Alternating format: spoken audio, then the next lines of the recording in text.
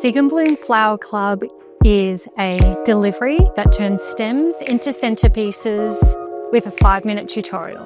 In this week's box, we've got magnolia foliage, we've got alstroemeria, we've got kale, and sweet William. In this week's box, I'm going to show you how to arrange the magnolia, sweet William, kale, and alstroemeria. Let's start with the magnolia. So I've got a whole bunch here, which is amazing. What we're going to do is every individual stem, some will be shaped very wildly. So we've just got to sort of wrangle it into position. See how it kind of flops in the vase? Don't be afraid to cut it down so it's quite short, because then you have more control over where it sits in the vase. Cut off these little dangly bits. And any little bit like that's kind of like a headless zombie. Always give your stems a fresh cut and on an angle.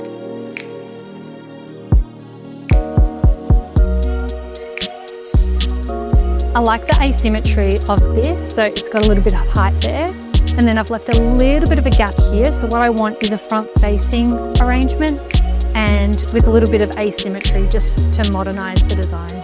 All right, next I'm going to be using the alstroemeria, so let's trim the elastic so we don't break the stems and strip all of the leaves off.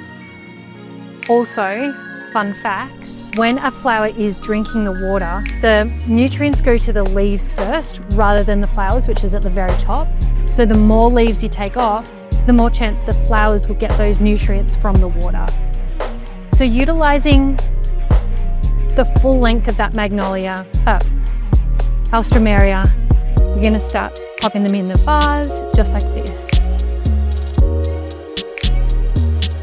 In winter, that's why you'll find that a lot of your flowers will arrive not in bloom, and it'll take time for them to bloom throughout the week or even the fortnight. Alstroemeria are really long-lasting flowers, that's why we love to use them. The cleaner the stems, the cleaner the water, and if you have clean water, then the flowers will last longer. Remember to change your water every 2 days. As you can see, I've got that height of the alstroemeria going this way and that asymmetrical shape. So I've got the sweet William sort of hanging down this way. Make sure all of your stems touch the water. That's one of the key complaints that we have when customers receive their flowers and some of them die early. It's actually because they've got a water level in their vase where some stems are up here and some stems are down here, and the stems up here aren't touching the water. So the water has been drunk by the flowers. All right, finally, I'm gonna add the kale. So the kale is the focal flower to the vase arrangement. So we've got our beautiful magnolia foliage, we've got our alstroemeria sitting up nice and high on the left side. We've got the sweet William sort of cascading down on the right side. So our kale flower is gonna be our focal flower right in the middle.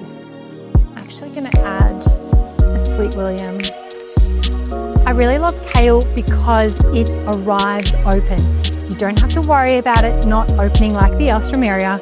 It's already nice and in bloom and it stays like that. It's a sure thing. I love it. Finally, I'm just going to reposition my kale because it's looking very straight up and down. So I might just reposition my kale so it's a little bit more front facing and we're looking into the face of the kale, not to the side. And you can see I'm just kind of threading it through.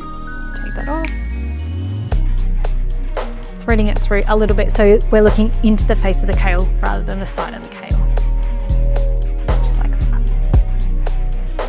And there we go. That's the finished product.